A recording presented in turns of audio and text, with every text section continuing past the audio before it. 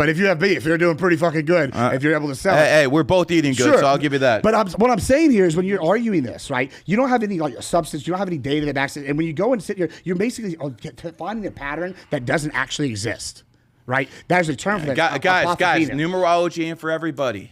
We need fucking stupid sheep on this planet. Yes. We need people like that. Yeah, because that way he can sell you the bullshit. If you want to be one of those guys, go ahead. Or you can be part of the people at the very top of the food chain, like Elon, who uses like me, the elitist. Let's use all the earlier. Here's what we're gonna do you for said you didn't give a fuck about poor people. You just said you didn't give a fuck about poor people like 5 times. Like you literally are arguing. Gentlemen, I asked one very specific request at the very beginning of this, and I said when I'm talking, I ask that you just be mindful of that, so that you're a woman. It's hard for me to follow directions from a woman. But I'm trying. I am trying to move us along because we have a time crunch now. So Gibbs, all right, finish him up. We'll get the last guy in if here. you'd like to give a final statement to Gary, and then we'll move on to Leo. Yeah, listen, I guess I'm a believer in numerology now because I believe in the number 2, and that's 2 ass whoopings you just got from me in this debate. Thank you for having me.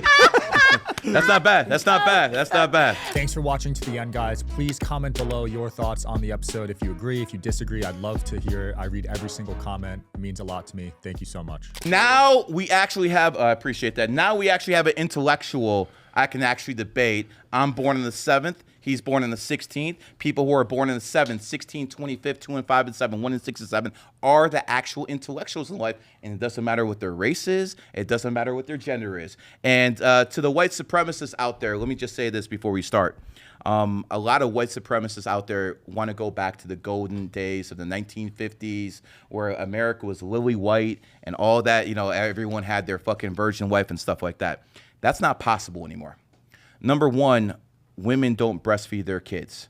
When women don't breastfeed their kids, another result of feminism, the IQ of the child drops by about 8 to 9 points. This is clinically proven. Number two, when you have a fucking woman that has multiple kids with multiple men, the more kids she has with men down the line, the lower their IQ. So the white people that want to go back to the 1950s society where, you know, that's just not going to happen because those white people had IQs between 115 to about 110. These white people today, they're birthed by whores and all this other nonsense. They got about 100 to a 95 IQ. So to the white supremacists out there, you guys are closer to the ends you hate than the white people who are your ancestors from 70 years ago. Case closed. All right, Leo, you have a claim to make, sir. Let's get it. I was listening to you, and I wanted to touch on the fact that you think that Jewish people are the smartest people. And if you take the numerology aside. Numerology aside. Obviously, I don't care if you're black or a woman. If you're born in the 7th, 16th, 25th, obviously you have the highest IQ under my system. Yeah. I believe that is a rigged system for them to succeed. So it's perceived that they have a higher IQ. And they basically created this path for them to have the hierarchy that they have. But ultimately, if we broke it down to God's standards, I would say that they probably don't have the highest IQ, but because it's a capitalist society that they created, they have this advantage or perception that they are the smartest. So they're better at making money than everyone else? Is that what you're telling me? First of all, money is not real, and the real currency comes from... How'd you get over here? We have a system that relies on currency. Okay, so you have to drive to put gas in the car. You have to buy a car to actually come over here, right? Prior to us exchanging currency, which is a made-up value, there was a barter exchange where you'd have to exchange oranges for apples. Now we just that wasn't a very effective system, now was it? Yeah, it was. It was actually very efficient. Was it? Yeah, because it actually provided value. Now that you're exchanging money that's made out of thin air, that's basically a Ponzi scheme. It gives the people that are probably the lowest people in society the ability to be at the highest point because they made a capitalist society that relies on fake money. Aren't you a pretty good earner? No, I definitely am capitalizing on the fact. Oh, that you capitalize. Okay. Yes. So because they capitalize on it, that doesn't mean anything. But you capitalize on it, that's okay. Yeah, like they put me in it, so they put you in it. But it doesn't mean that you could have left. You could have went to Africa. You could have went to a socialist country, Canada. Why'd you stay here? I was born an American. You could leave. You're free to leave. I could do that. Yeah, you could. Honestly, I agree with the fact that I probably should leave because capitalism is actually destroying humanity. Capitalism is destroying humanity. Yes. So, it's very divisive. Joseph Stalin killed about 50 million people. He's a bloodthirsty communist. Tell me how that's a superior system to what we have right now. I didn't give a contrast. I said that was superior. So what's better than capitalism? Give me a better system. A better system would be. There's only socialism, communism, fascism, capitalism. I'm not trying to commit to anything that's already preordained. So tell me what the better system is. A system that's based off of true, actual value. And who decides what that value is? Humans. Humans decide. Yeah, we're currently basing. So mob mentality. No, it's not mob mentality. Well, the more humans decide something, then that's where the value is, right? So if 60% of humans decide that, oh, this product is worth this much, that's what it means, right? Based on what you just said. No, that's democracy, because then that would be like a collective decision. But I'm saying that those 40% that don't agree doesn't have to assimilate to the 60%. Okay. They could do their own thing. How do they do their own thing? We're gonna have two systems in one place. One is communist, one is. There's enough land for that and space. We're all piled up on cities. And how does socialism survive without taking money from other people? How does communism survive without taking money from other people? And eventually, you can't take money from other people because the money runs out. Yeah, but how does that's that work? still relying on the currency, which is based off of capitalism. I'm saying a space that actually has true barter value, where like these people over here have oranges and these people have apples and they trade. You want to go back to the Stone Age? I'm not saying that, but I'm saying the economics make a little bit more sense because it's fair and it gives true value of exchange. Okay. Where now it's all made up. You're a black man or you're mixed, right? Yeah. Okay. Would you say that blacks are the most disadvantaged group in the world? I would agree with that. You would agree with that. What if I told you in America there's 1.8 million black Americans who are millionaires, and if you go outside of America, it's about 150,000, and all of outside of America you have 150,000 black men who are millionaires. Here you have 1.8. So the most disadvantaged group in the world, we both agree, is black, but yet they thrive in America. Why is that? No, that's also American black people. So for that 1.8 rich people, there's a drastic amount that is not successful. So if you scale those, like how exceptional is that 1.8 versus the ones that are not? Well, I told you, if you take the 1.8 and you compare it to the rest of the world, again, America's 4% of the world population. 96% is outside of America. Outside of America, 150,000 black millionaires. Inside, almost 2 million. Contingent on capitalism and currency. So it actually works. No, it doesn't. It's a Why? value. It didn't take black people out of poverty. Black people here have money. That doesn't happen anywhere else in the world. Poverty is a choice. It doesn't. Poverty is a choice. There's abundant. Poverty is not a choice under socialism. Poverty is not a choice under communism. It's only a choice under capitalism. If you don't want to work, then listen, brother. I know what you do. You make a lot. You make good money. Okay. Yes. Would that be possible unless we didn't live in the capitalist system? No, but I would. Exactly. So you wouldn't have that money. I wouldn't have to do that, though, is my point, though. I wouldn't have to do that if we weren't relying on this fake currency exchange. And the point of you saying, like, the people outside of America, they don't have it, that's because the capitalist society is strategically impoverishing the other places. Like, that's all good. There's enough AI, and, like, think about, you said Elon Musk, he has $1 trillion. There's enough resources for everyone to be advanced. They don't need to be third world countries. It's a choice. So everyone could be a winner. That's not how the game works, brother. For every Los Angeles Lakers, there's a New Jersey Nets. For every New York Yankees, there's a fucking Minnesota Twins. For someone to win, someone has to lose. That is how yin yang works, my friend. And we've got about 3 minutes left. I want you to make sure you have time to finish your points. Go into numerology. Yeah, right. We'll go into numerology. So my perspective is 33 life paths are the dominant force on this planet from a numerology perspective. What's yours? I believe 11s are. Why? Just because the example of the Obama's an 11. So Obama's just a charismatic guy. What else? You got Michael Jordan, best basketball player of all time. Again, a good athlete. That's an athlete. That's an athlete. So athletes are in the world. No, but I could. You can get 5 Michael Jordans. I will take Albert Einstein over him. I'll take the Wright brothers at 33 over your guys. I'm going to defeat your argument. Go ahead. You got 2 minutes. Yeah, I know. The American black people are the most influential people in the world, and Jewish people are actually using us to monetize the planet. But if we actually had the education system that was given to us and not stolen from us, we'd be smarter and better than everyone.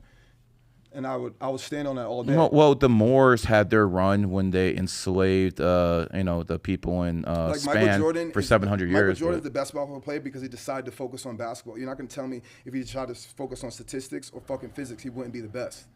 No, he wouldn't. Yeah, he could. He has the aptitude. No. He has the dedication to learn. Yes, he was an Aquarius and he had great leaping skills because of it. What are you talking about? But you're also saying that basketball doesn't take IQ. You can't just be a good player. It's like there's plenty of great players who are low IQ. Yeah, and they don't make it. They don't become the best. He's considered Russell Westbrook was one of the fucking greatest fucking players of all time. He's as dumb as a goddamn toolbox, bro. You can't even say that. I was a triple-double. James Harden is one of the great basketball players of all time. Motherfucker chokes all the fucking time. What are you talking about? That's not based off of IQ and their ability to know the game. I would argue that James Harden is one of the smartest basketball players because he averages multiple assists, and that's very hard to do. He's self-aware of the entire game. Yeah, 27% from three-point range in the playoffs. Yeah, that's real. I think I could do better at that. I'm gonna lean on the Michael Jordan one. Yeah, you do that. Do that. Nah, for real, because the fact that he's capable of becoming the best basketball player, it's not based off of fully athleticism. It takes high IQ. I would say Michael Jordan's high IQ. I would say LeBron James is higher IQ. 2 seconds ago, you disagree with that. I said they're high IQ, those guys, but you're not going to tell me that everyone who's a great basketball player is high IQ. That's ridiculous. But I'm emphasizing the best for a reason to say that if he wanted to focus on physics, you're telling me Michael Jordan could be the best chemist in the world if he wanted to? Get the fuck. Come on, bro. I 100% believe that. Come on, man. I 100%. You're trying to sell me a dream, bro. You're not even a politician. You're trying to sell me a dream. Come on, bro. It's based off of the information that's available and his dedication to study and become the best. He's already showed that he could do that with basketball. It takes more than capability. Based off numerology and astrology, you're not like the rest of these guys. You actually believe in this stuff. I 100% believe You know, based off numerology and astrology, some people who are 11s have the charisma. People who are 5s have the looks. You're gonna, and ones are the leaders. You know this, so you know based off that information, not everyone can be the best at everything based off their birthday. Know this. I'm gonna ask you a question that none of them know enough to ask you, but first of all, the calendar, we got a minute. Go ahead. The calendar that we follow is just not accurate. It was changed. It was based off of the Gregorian calendar. So now we have 12 months. We have 12 hours. Yeah, we should have 13 months and exactly. 100%. If you're basically admitting to me that that's inaccurate, and I will tell you, the Matrix will adapt the system to what everyone believes it is, because this is a virtual reality, and that's how the Matrix works. The virtual reality is functioning because we're all assimilating in the same exact equation. Correct. And because we follow that equation, it gives us the reality that we exist. And when you stop following it, it won't work. But since everyone's still following it, that's not the case, and that's how it's always going to be. Yes, but that doesn't necessarily mean that the numbers that we're following are accurate. Based off the system we have right now, it is the most accurate way to use it. Am I saying my numerology is 100% on point? No. I'm a practitioner. I'm a human being. I can make mistakes. The numerology and astrology is always on point. It's always on the practitioner, not the system itself. No, I believe that the numbers are always on point. So we basically say the same thing. Yeah, not necessarily the astrology, but I do believe that the numbers are always on point. They're always the underlying common denominator. How'd you find numerology? I found numerology based off of asking the universe to reveal to me the information that's controlling the world. And by me asking the universe for that, it manifested multiple opportunities for me to see through the veil and see that numbers are running everything. The beauty about what I've done is I've given 45,000 people readings. Now, if all of these people did the same, they probably have a different perspective the way I have it. But one thing I've seen throughout my life is when people are 11s, 22s, or 33s, like this man over here, the way he met up to me, he just saw me in the streets. He knows I'm Gary the Numbers guy. We just started talking. He's into numerology. Now he's my bodyguard. It is what it is. But at the end of the day, the 11s get it because you're old souls, and I know you agree with that. The 22s get it. The 33s get it. All the people who are 1 through 9s, you guys have to grind and fucking pass your reincarnations and get to this level, because I truly believe that the 11s, the 22s, and 33s are the old souls. Anyways, brother, outstanding. Where can people reach you? Where can people find you? Instagram, No Comparison. TikTok, The Human Lion. Sean, appreciate you setting this up. And next time, let's get more fireworks. Thanks for having me. This has been a GG33 production. Peace, baby. Oh, by the way, the Q app, the best numerology astrology app ever made. Get it. Free to download. Thank you, Gary. This was good fun. Capitalism. If you learned anything from this episode or got any value at all, please share this episode with a friend. It helps us grow the channel. It helps us grow the podcast, and it means a lot to us. Thank you so much.